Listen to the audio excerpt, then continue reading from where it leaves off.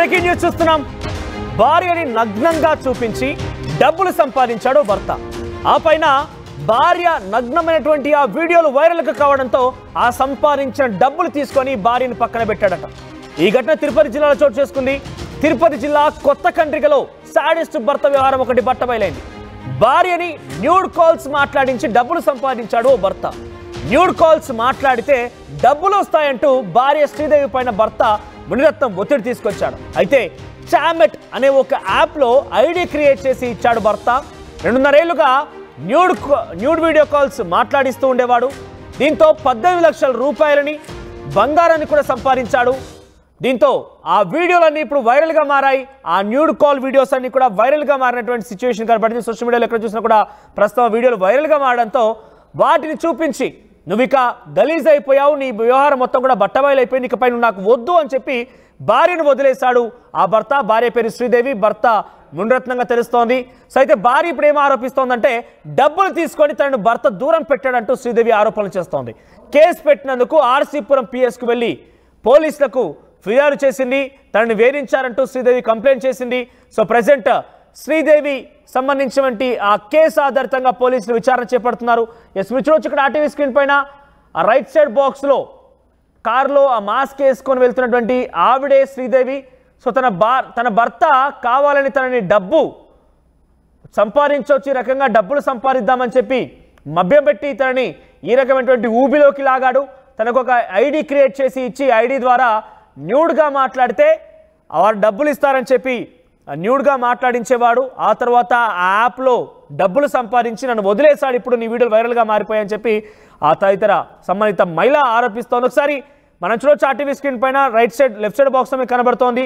Yes, అదే యాప్లోనే ఈ మహిళ చేత తన భర్తే భార్యని న్యూడ్గా వీడియో కాల్స్ మాట్లాడిస్తుండేవాడు. దాంతో డబ్బులు సంపాదించాడు. ఆఖరికి వస్తే సోషల్ మీడియాలో వీడియోలు వైరల్గా మారడంతో తను వదిలేశాడు. ఎంత దారుణానికి ఒడిగట్టాడంటే డబ్బుల సంపాదన కోసం ఆఖరికి వస్తే ఫ్రీగా వస్తే ఫినాయిల్ కూడా తాగుతారని ఒక సామెతలాగా డబ్బుల కోసం ఎంతకైనా బరి తెగిస్తున్నారు. ఎంతలా అంటే ఏకంగా కట్టుకున్న భార్యని కూడా ఈ రకంగా బజార్లో పడేసే ప్రయత్నం చేశాడు ఆ దుర్మార్గుడు. అంటే ఎంత నీచులు అర్థం చేసుకోండి. ఒకసారి ఆ బాధిత మహిళ ఆర్టీవీతో మాట్లాడింది. ఆవిడేం మాట్లాడిందో చూద్దాం. 7 అడుగులు సాక్షిగా 3 ముళ్ళు వేసి కట్టుకున్న భార్యని నగ్నంగా సోషల్ మీడియాలో పెట్టాడు ఓ కామందు భర్త. ఏదైతే డబ్బులకు అలవాటు పడి ఆమెని మానసికంగా శోభ గురేలాగా ప్రవర్తించాడంటూ ఆ మహిళ ఆవేదన వ్యక్తం చేస్తుంది. మనతో పాటు ఆ మహిళ ఉన్నారు. అసలు ఏం జరిగింది, ఎటువంటి యాప్లు, దేంతో ఈమె పాల్గొని, ఎందుకు ఈ రకమైనటువంటి చర్య వాళ్ళ భర్త చేపట్టాడో ఒకసారి ఆ మాటలు అడిగి తెలుసుకునేటువంటి ప్రయత్నం చేద్దాం. చెప్పండమ్మా, ఏ రకం అసలు ఈ సోషల్ మీడియా యాప్లు అనేది, ఆ న్యూడ్ వీడియోలు అనేది అసలు ఏంటి, మీరు ఎందుకు దాన్ని ఒప్పుకున్నారు, ఏ పరిస్థితుల్లో మీకు ఇటువంటి దారి తీసింది? ఒప్పుకోవాల్సి వచ్చింది సార్. ఆయన చచ్చిపోతా అని చెప్పాడు, ఆయన చనిపోతా అని చెప్పాడు. చేయకపోతే మనకి డబ్బుల సమస్య ఎక్కువగా ఉంది, కంపల్సరీ చేయాలి అని చెప్పాడు. చేశాను సార్. కొన్ని రోజులకి నాకే నచ్చలేదు. పిల్లలు పెద్దోళ్ళు అవుతున్నారు, అందులో ఆడపిల్లలు ఉన్నారు, ఇంకా నేను చేయను అని చెప్తే తిట్టి కొట్టి చేయించాడు సార్.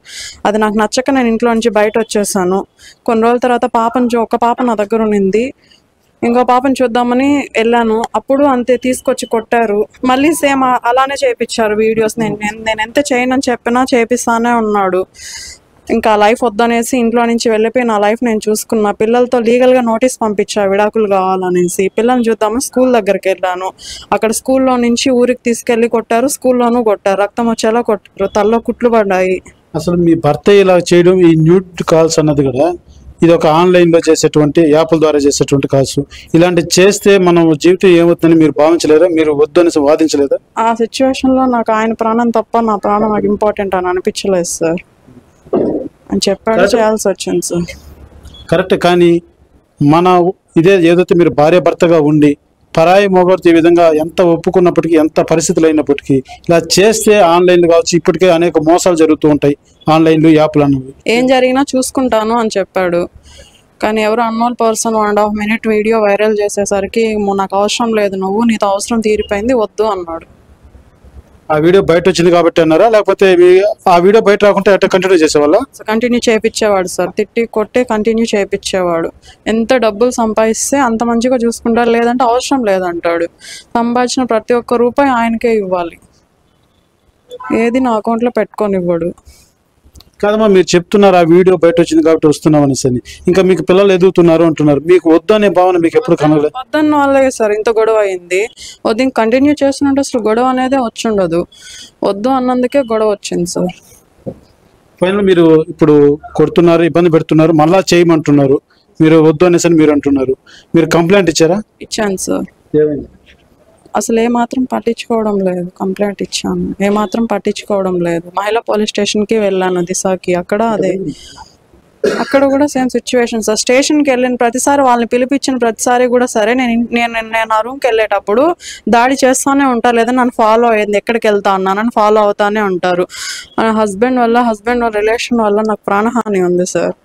ఇదంతా ఎప్పటి నుంచి చేస్తున్నారు మీరు? యాప్ వచ్చి 2.5 years చేస్తున్నాను.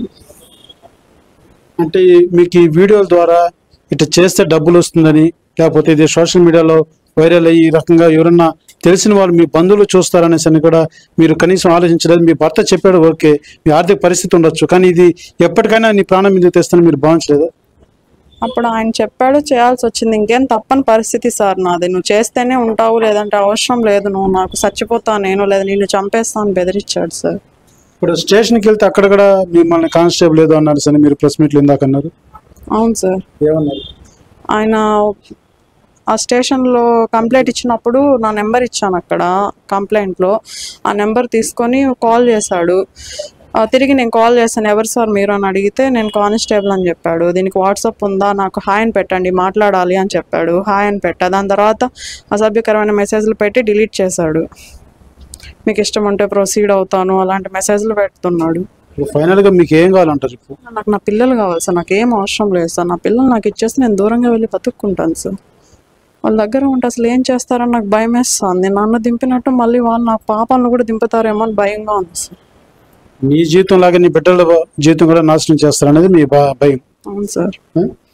ఏదైతే కట్టుకున్న భర్తే డబ్బుల కోసం తన నాకు ఇష్టం లేకపోయినా బలవంతం చేసి బెదిరించే అయాన బయన నన్ను లొంగపరుచుకొని నాకు ఇటువంటి వీడియోల పట్ల నాకు తెలియదు పూర్తిగా. ఏదైతే ఈ యాప్ల ద్వారా న్యూట్ కాల్స్ చేస్తే డబ్బులు వస్తాయి, అనేక డబ్బులతో మనం బాగా సుఖంగా జీవించవచ్చు అంటూ అనేక మాయ మాటలు చెప్పి నన్ను వంచాడంటూ ఆ మహిళ తెలియజేస్తున్నటువంటి పరిస్థితి. ఇదే తరుణంలోనే ఏదైతే పోలీస్ స్టేషన్కి వెళ్ళి నాకు న్యాయం చేయండి అంటూ వెళ్తే అక్కడ కూడా ఏదైతే న్యాయం చేయాల్సినటువంటి పోలీసు వారు సైతం అక్కడ ఉన్నటువంటి కానిస్టేబుల్ మరి ఇతర ఎవరైనా కావచ్చు అనేక అసభ్యకరమైనటువంటి మెసేజ్లు పెడుతున్నారు తప్ప న్యాయం చేయలేదంటూ కూడా ఆ మహిళ ఆవేదన వ్యక్తం చేస్తుంది. అదే తరుణంలో నా బిడ్డల భవిష్యత్తు ఎక్కడ నాలాగే అవుతుందో అని నా భయంగా ఉంది, నన్ను రక్షించండి, నాకు న్యాయం చేయండి అంటూ ఆ మహిళ వేడుకుంటున్నటువంటి పరిస్థితి. కెమెరా పర్సన్ కోటితో Suresh, RTV, Tirupati. RTV app వార్తల్ని క్షణాల్లో చదివే అవకాశం ఉంటుంది. ఒక న్యూస్ పేపర్, ఒక టెలివిజన్ ఛానల్ మీ చేతుల్లో